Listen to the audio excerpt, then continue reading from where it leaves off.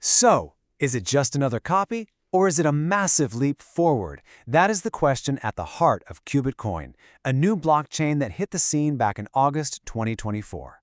You've got one camp dismissing it as just another fork, while the other is heralding it as the next generation.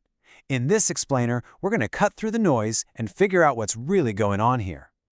At the center of this whole debate is one single, really powerful idea. See, Qubitcoin runs on a proof-of-work system, kind of like Bitcoin. But, and this is the key, it completely flips the script on the kind of work that's being done. And that one change is why the community is so torn. So you've got these two totally opposite takes. The skeptics, they see that it's built on Bitcoin's foundational code, what we know as Bitcoin Core, and they just write it off as a simple copy-paste job. But the believers, they're looking at its unique core mechanism and seeing a rocket ship on the launch pad. So, which is it? Let's dig in. Okay, first things first. Let's tackle that just a fork claim.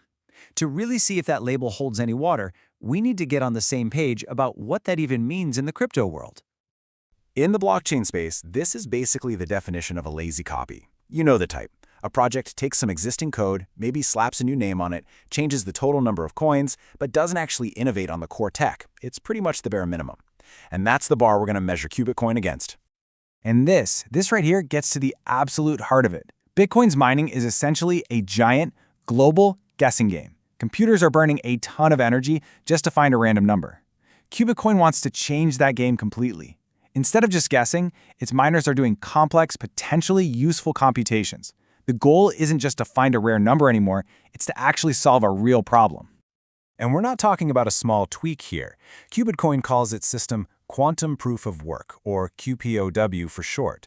It literally replaces random number guessing with things like simulating quantum circuits. Think about really complex problems in drug discovery or material science. It's using powerful hardware and software from companies like NVIDIA to do it. And get this, it even lets miners write their own custom algorithms to solve these problems better. That is a fundamental change to the very engine of the blockchain. So it seems pretty clear that calling Qubitcoin just a fork really misses the point. It is trying to do something fundamentally different. But that brings us to the second and much bigger claim. Does all this innovation automatically make it next-generation technology? To figure that out, we can't just go off the hype. We need a clear set of criteria. So let's put Qubitcoin through a fair next-generation test and see how it stacks up. You see, being next-gen isn't just about having one clever idea.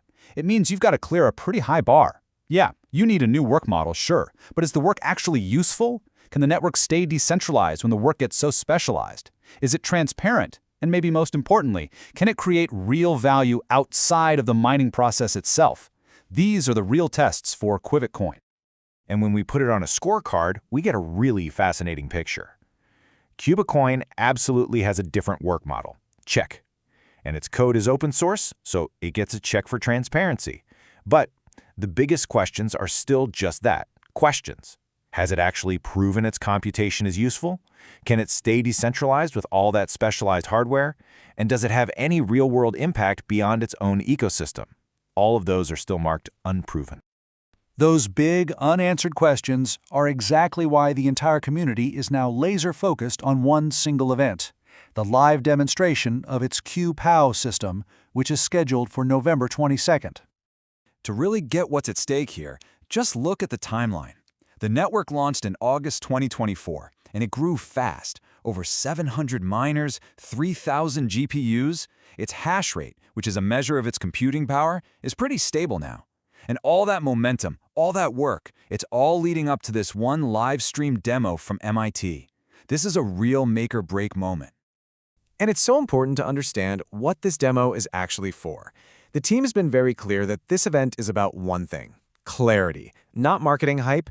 It's their big chance to show, not just tell, to provide the concrete evidence that could move this project from a promising idea to a proven reality. So what do they need to show us?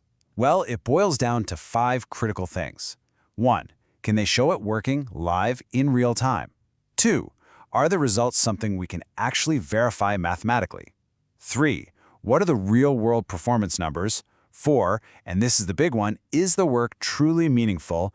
And finally, where do they go from here? What's the plan? All right, so this brings us to our final assessment. With everything we know, how should we be thinking about Qubitcoin right now? Before this big demo. I think the most accurate way to look at it is with some balance. Right now, Qubitcoin is a fascinating, research-driven blockchain. It's exploring complex quantum workloads, and it has real miners doing real work. What it is not yet is a proven computational network. It's not a platform with outside utility, and it's not a confirmed solution to any real scientific problems. And that really leads to this quote, which I think sums it up perfectly. It's not a lazy copy. No, it's a genuinely ambitious experiment. But, and it's a big but, that experiment has not yet delivered on its ultimate promise. The potential is absolutely there, but the proof is still pending.